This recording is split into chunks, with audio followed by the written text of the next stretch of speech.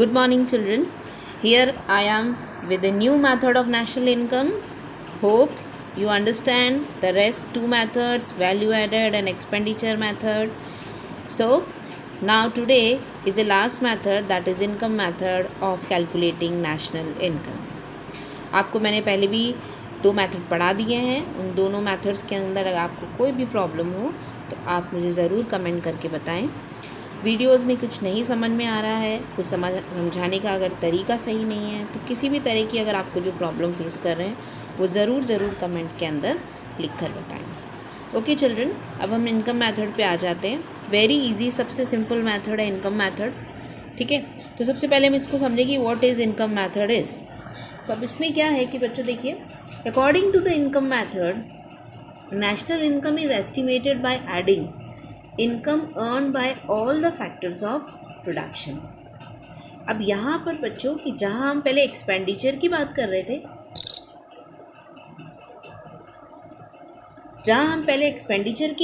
थे, अब हम यहाँ पर सिर्फ इनकम की बात कर रहे हैं. ओके, ठीक है. तो यहाँ पे हम जितने भी फैक्टर्स ऑफ प्रोडक्शन हैं उनकी इनकम का एडिशन करते हैं. ठीक है, जिस तरीके से मैंने आपको बताया था, प्रोडक्शन, इनकम एंड एक्सपेंडिचर. जब प्रोडक्शन किया तो उससे इनकम जनरेट हुई तो उससे एक्सपेंडिचर किया. एक्सपेंडिचर किस पे किया? जो गुड्स प्रोड्यूस हुए उन पर. तो ये आपस में क्या होते हैं? तीनों रिलेटेड होते हैं. तो इस मेथड के अंदर आपको क्या पढ़ना है? National income according to the estimation according to the income method. तो सिंपल सी डेफिनेशन है, आपको ध्यान क्या रखना है यहाँ पर? Adding income earned by the factors of production for their factor services. Fine. Okay. Now, what are the components of these incomes? तो इनकम के components क्या होते हैं? कौन कौन सी बेसिक हेड्स होते हैं या कहाँ से इनकम होती है? तो पहले हम एक जनरल आइडिया लेंगे, उसके बाद में हम जो टेक्निकल टर्म्स हैं उनको समझेंगे. जनरल आइडिया किस तरीके से लेंगे बच्चों? देखिए, आपको पता है कि फैक्टर्स ऑफ प्रोडक्शन 4 टाइप्स के होते हैं. लैंड है, लेबर है, कैपिटल है और प्रॉफिट है. ठीक है, जो लेबर है उसको वेजेस मिलती है, या फिर जो मैनेजमेंट अगर सेक्टर में चले जाते हैं तो उनको सैलरी मिलती है. जो फॉर्मल सेक्टर में उनको सैलरी, जो इनफॉर्मल में हो वेजेस. और आपको बताइए कि वेजेस और सैलरी में क्या होता है. तो हम यहाँ पे लेबर को ओवरऑल सभी को ले रहे हैं, इसमें जो भी ह्यूमन जो सर्विसेज दे रहे हैं उनकी बात हो रही, तो उनको वेजेस और सैलरीज मिलती है. लैंड के लिए रेंट मिलता है, कैपिटल के लिए इंटरेस्ट, एंड जो प्रोड्यूसर है यानी एंटरप्रेन्योर को प्रॉफिट मिलता है. ठीक है, और land, labour, capital and entrepreneur. तो कैपिटल के लिए इंटरेस्ट हो गया और एंटरप्रेन्योर के लिए प्रॉफिट हो गया. तो ये बेसिक चीज़ें आपको पता है ऑलरेडी कि भाई ये जो फैक्टर्स ऑफ प्रोडक्शन होते हैं इनको ये इनकम मिलती है. ठीक है, तो सबसे पहले हम यहाँ बात कर रहे हैं लेबर की. फाइन. तो लेबर को क्या मिलेगा? लेबर को मिलता है कंपनसेशन ऑफ एम्प्लॉय. एक एम्प्लॉयर होता है और एक एम्प्लॉई होता है. एम्प्लॉयर वो होता है जो किसी भी पर्सन को जॉब पर रखता है, और जो जॉब कर रहे हैं वो एम्प्लॉई होते हैं. ठीक है, इसमें बेसिक डिफरेंस आपको पता होना चाहिए कि एम्प्लॉयर जो जॉब ऑफ़र कर रहा है और एम्प्लॉय वो जो उस जॉब को ले रहा है, यानी इस जॉब में काम कर रहा है. ठीक है, फाइन. तो यहाँ कॉम्पनसेशन ऑफ एम्प्लॉय यानी एम्प्लॉय, इस एम्प्लॉय को जो कॉम्पनसेशन दिया इसके एम्प्लॉयर ने, वो यहाँ पर मेंशन होगा. तो it is defined as payment made by the producer to the employer in return of work in form of cash, kind and social security benefit. देखिए, पेमेंट यहाँ पर कैश भी आता है और काइंड भी आता है. यानी जैसे एम्प्लॉयर अपने एम्प्लॉयज़ को सैलरी देते हैं वो तो आएगी, लेकिन सैलरी के साथ में जो फैसिलिटीज़ प्रोवाइड कराते हैं, जैसे कि हाउसिंग फैसिलिटी प्रोवाइड करा रहे हैं, व्हीकल उनको दे रखा है, जो भी एक्स्ट्रा जो मेडिकल सर्विसेज उनको दे रखी है, तो वो जो चीज़ें हैं वो भी इसके अंदर आएंगी. फिर सोशल सिक्योरिटी बेनिफिट्स जो होते हैं, पीएफ वगैरह जो होते हैं, ओल्ड एज पेंशन फंड होता है वो सब आते हैं. ठीक है, तो अब जब हमने लेबर की बात कर ली तो अब बचा हमारे पास में कैपिटल, लैंड और एंटरप्रेन्योर। अब इन तीनों से जो इनकम अर्न होती है उसको कहते हैं ऑपरेटिंग सरप्लस। तो it is refers to the income from property and entrepreneurship. और कंपनसेशन में क्या था, इनकम फ्रॉम वर्क, और ये क्या है, it is income from property and entrepreneurship, that is rent, royalty, interest and profit. Fine. अब जो लास्ट है इसके अंदर है mixed income of self employed. किसी किसी केसेस में, यानी कि आपने जैसा इंडियन इकोनॉमी में भी पढ़ेंगे, आपके सेल्फ एम्प्लॉयमेंट का सेक्टर सबसे बड़ा है, तो ज़रूरी नहीं है हर जगह एम्प्लॉयर एम्प्लॉय रिलेशन नहीं होता, सेल्फ बिजनेस भी होते हैं। तो वो जो सेल्फ होते हैं उनकी जो इनकम होती है वो क्या कहलाती है, mixed income of self employed. ठीक है। अब यहाँ मिक्स्ड इनकम क्या है कि जब हम ओनर की इनकम को जो है, यानी कि एक सपोज़ कीजिए एक मैनेजर है और वही ओनर भी है। एज ए ओनर वो अपने बिजनेस को मैनेज कर रहा है, लेकिन एज ए मैनेजर वो अपनी सैलरी नहीं ले रहा, तो यानी कहीं ना कहीं उसकी जो इनकम है उसके ऑलरेडी, इसलिए यहाँ पे मिक्स्ड वर्ड यूज़ किया है। और सेल्फ एम्प्लॉयड यानी जो सेल्फ एम्प्लॉयड लोग होते हैं, अपना ही बिजनेस में काम करते हैं, जिनका ओन बिजनेस होता है उनके लिए होता है। तो ये कॉम्पोनेंट्स हैं डोमेस्टिक, ये कॉम्पोनेंट्स हैं डोमेस्टिक इनकम के, कॉम्पोनेंट्स ऑफ डोमेस्टिक इनकम है, जिसमें कॉम्पनसेशन ऑफ एम्प्लॉय है, जिसमें कॉम्पनसेशन ऑफ एम्प्लॉय है, ऑपरेटिंग सरप्लस है और mixed income of self employed है। यानी अगर इससे आपको थोड़ा आइडिया होगा कि अगर हम इसको इनकम को कैलकुलेट करेंगे तो यहाँ पर 3 बेसिक्स हेड्स होंगे। Okay, now come to the next. अब हम आते हैं कॉम्पनसेशन ऑफ एम्प्लॉय में लेते हैं। तो सबसे पहले इसमें आता है, it include salary and wages in cash, all the monetary which employ receive in respect of their work. जितने भी मॉनेटरी बेनिफिट्स एम्प्लॉयर अपने एम्प्लॉय को देता है वो आएंगे।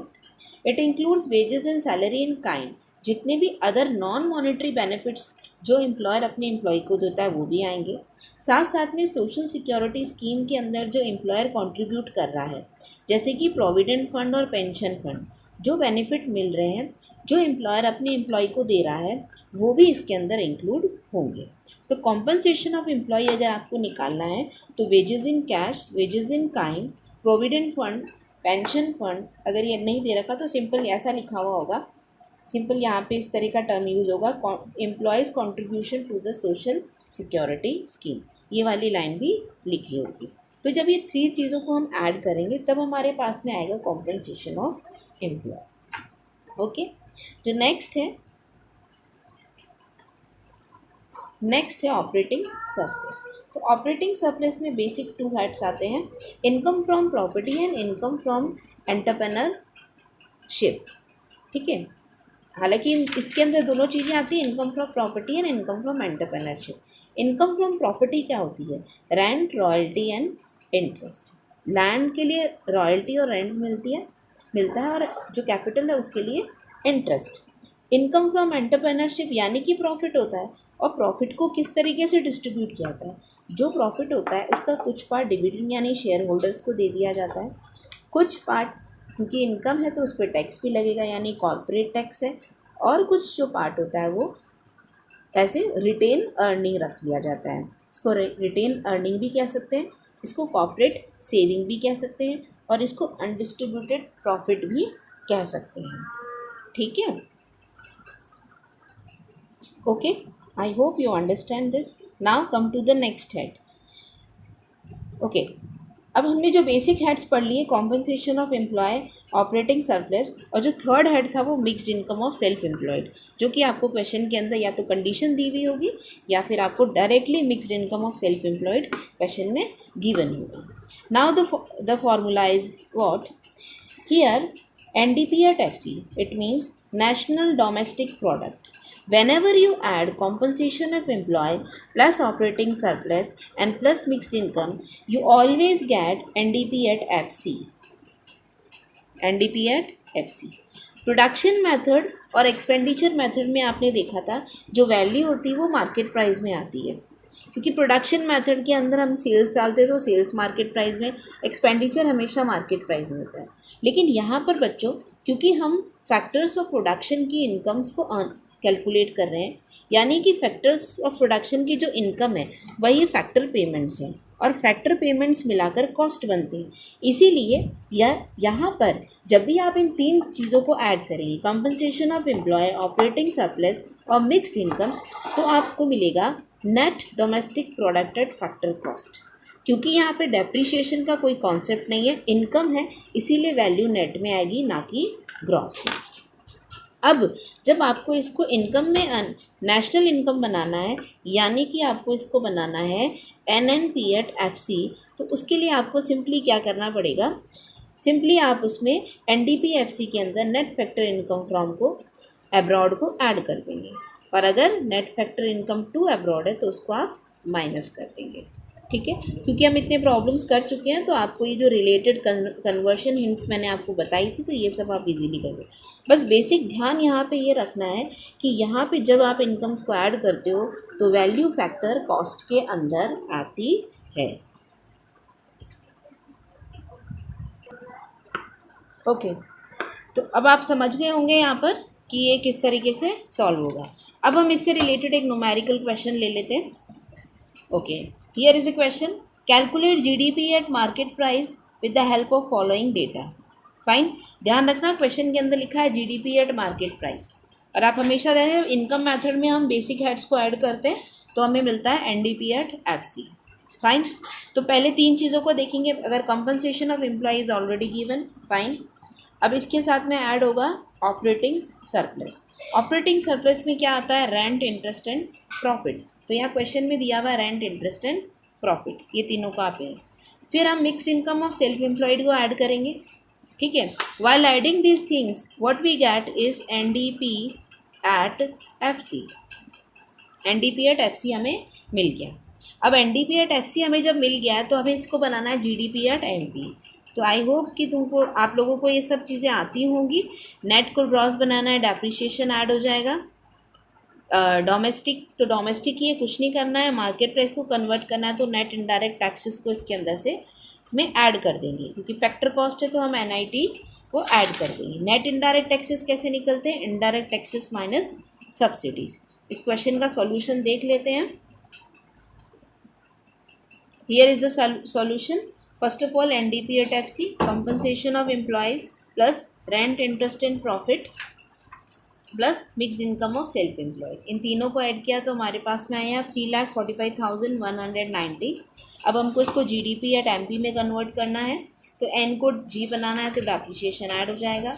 मार्केट प्राइस, फैक्टर कॉस्ट को मार्केट प्राइस बनाना है तो here is the answer. I hope आपको ये चीज़ समझ में आ गई। वेरी सिंपल मैथड है ये, डायरेक्ट क्वेश्चंस आते हैं। Fine, okay.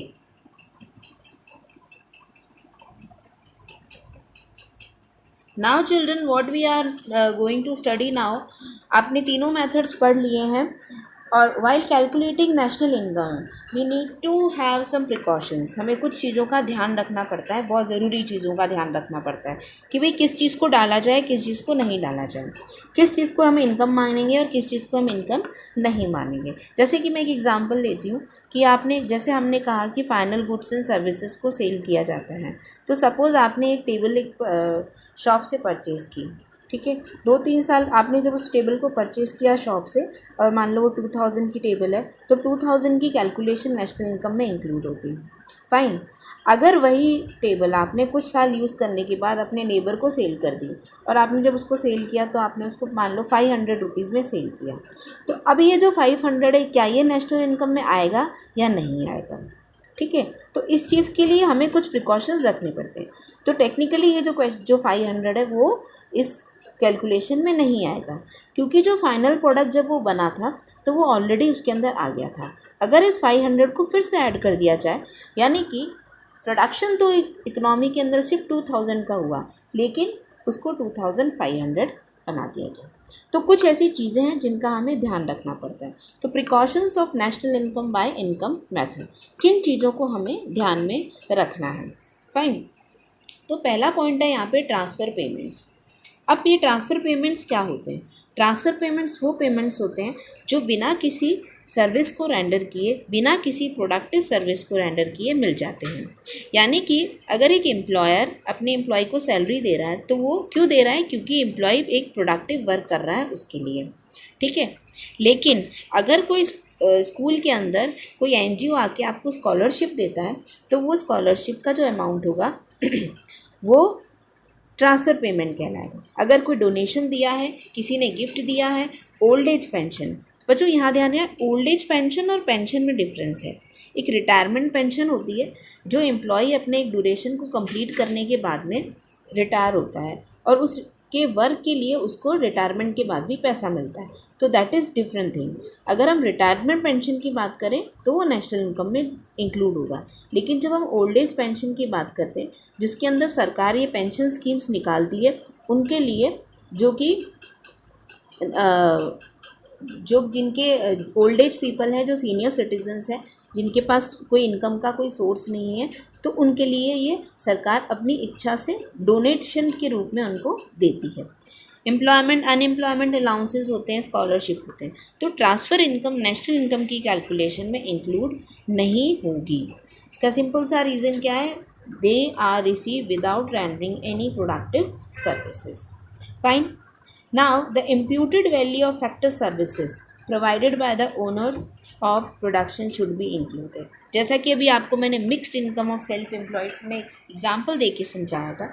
इम्प्यूटेड वैल्यू जो फैक्टर सर्विसेज प्रोड्यूसर अपने, जैसे मान लो एक शॉप है तो शॉप के अंदर एक जो शॉप का ओनर है वो सोल प्रोप्राइटर है और वो अपने शॉप के अंदर साफ़ सफाई का, यानी कि जो स्वीपर का काम हो रहा है वो भी कर रहा है, सेलिंग का काम भी कर रहा है, काउंटर भी संभाल रहा है। तो अगर मान लो कि वो सिर्फ काउंटर संभाले और बाकी सारे काम को किसी को दे दे तो उसे पेमेंट करना पड़ेगा। लेकिन अगर वो सेल कर रहा है यानी उस पर्टिकुलर अमाउंट की जो वैल्यू है वो तो जनरेट हो रही है, ठीक है। तो वो जो इम्प्यूटेड वैल्यू है फैक्टर सर्विसेज की वो भी इसके अंदर इंक्लूड होगी। विंडफॉल गेंस हैं लाइक लॉटरी इनकम, इस तरह की इनकम्स कभी भी नेशनल इनकम के अंदर नहीं इंक्लूड, क्योंकि सिंपल वही रीज़न है, कोई कंट्रीब्यूशन नहीं हो रहा, कोई गुड्स एंड सर्विसेज नहीं हो रहे। कैपिटल गेंस कभी भी नहीं इंक्लूड होते हैं। Income from self consumption output should be included. Self consumption, suppose एक फार्मर है, उसने उसका 1000 हेक्टर का की जो लैंड थी उसमें 1000 यूनिट का वीट अगर प्रोड्यूस हुआ, 1000 में से अगर उसने 200 अपने पास रख लिया और 800 मार्केट में सेल किया, तो ऐसा नहीं है कि सिर्फ 800 ही इंक्लूड होगा नेशनल इनकम में। नेशनल इनकम के अंदर पूरा 1000 इंक्लूड होगा। तो सेल्फ कंजम्पशन के लिए भी अगर लिया है तो भी होगा, ठीक है। ओके, नाउ नेक्स्ट हम आते हैं precautions of calculating national income by value added method. अब वैल्यू एडेड के अंदर हमें कौन सी चीज़ों का ध्यान रखना है, तो value of production of self consumption should be included in the estimation of national income. Same वही चीज़ आ गई यहाँ पर, सेल्फ कंजम्पशन के लिए जो भी बनाया जा रहा है उसकी चीज़ यहाँ पर इंक्लूड होगी। Value of services provided by house wife in the house hold is not included, क्योंकि उनकी जो ड्यूटीज़ हैं, उनकी जो असाइन की गई है उसको उसकी जो करंट वैल्यूएशन है वो करना मुश्किल होता है। इसलिए sale and purchase of second hand goods की सेल और परचेज कभी भी इंक्लूड नहीं होगी। लेकिन इसमें ध्यान देने वाली बात ये है कि अगर सेकेंड हैंड गुड्स का कोई बिजनेस करता है, ब्रोकरेज करता है, कमीशन लेता है बीच में, तो उसका कमीशन ज़रूर इंक्लूड होगा। क्यों? क्योंकि वो एक सर्विस प्रोवाइड करा रहा है। Fine, okay. जैसे value of intermediate good should be included in measurement of national income because it is amount of double counting, ठीक है। तो वैल्यू ऑफ इंटरमीडिएट ये तो ऑलरेडी आपको पता ही है, क्योंकि हमने क्वेश्चन के अंदर इसको सॉल्व किया था और कॉन्सेप्ट भी समझा था कि why intermediate goods are not included, only value addition is included. तो यहाँ पे इसमें सबसे इम्पॉर्टेंट चीज़ ये है, यहाँ पे आप ये ज़रूर ध्यान दें कि sale of second hand goods are not included, but brokerage and commission earned by the dealers on second hand goods should be included in national income. Now here the precautions of expenditure methods by calculating national income. expenditure method में same second hand goods पे अगर आपने expenditure किया तो वो नहीं आएगा। आपने अगर शेयर्स और बॉन्ड्स परचेज़ किए हैं तो वो नहीं आएंगे। शेयर्स और बॉन्ड परचेज़ करने से कोई भी प्रोडक्टिव सर्विस नहीं होती है। It is a मियर transfer of ownership, ownership का ट्रांसफ़र होता है। सेम ट्रांसफ़र पेमेंट्स किए हैं हमने, इनकम में ट्रांसफ़र इनकम कहा था, वही चीज़ जब पेमेंट की जाती तो वो ट्रांसफ़र पेमेंट्स हो जाती, तो वो भी नहीं इंक्लूड होंगी। इंटरमीडिएट गुड्स नहीं इंक्लूड होंगे। Imputed value of owners occupied house include होगी। सपोज़ एक हाउस है जिसमें अगर आप रेंट देते हो तो रेंट आपको मिलता है, अगर आप रेंट नहीं देते हो तो भी वो रेंट उसमें जनरेट होता है, इसीलिए imputed value of owners occupied house should be included. तो these are the basic precautions relating to the income method, value added method and expenditure method. I hope आपको ये तीनों ही प्रिकॉशन समझ में आ गए होंगे। नहीं भी आए तो आप 2-3 बार इसको पढ़िएगा, वीडियो को देखिएगा, आपको ये अच्छे से समझ में आ जाएंगे। अब लास्ट में हम एक छोटा सा रिकैप कर लेते हैं कि हमने नेशनल इनकम के अंदर क्या क्या पढ़ लिया। सबसे पहले मैंने आपको प्रोडक्शन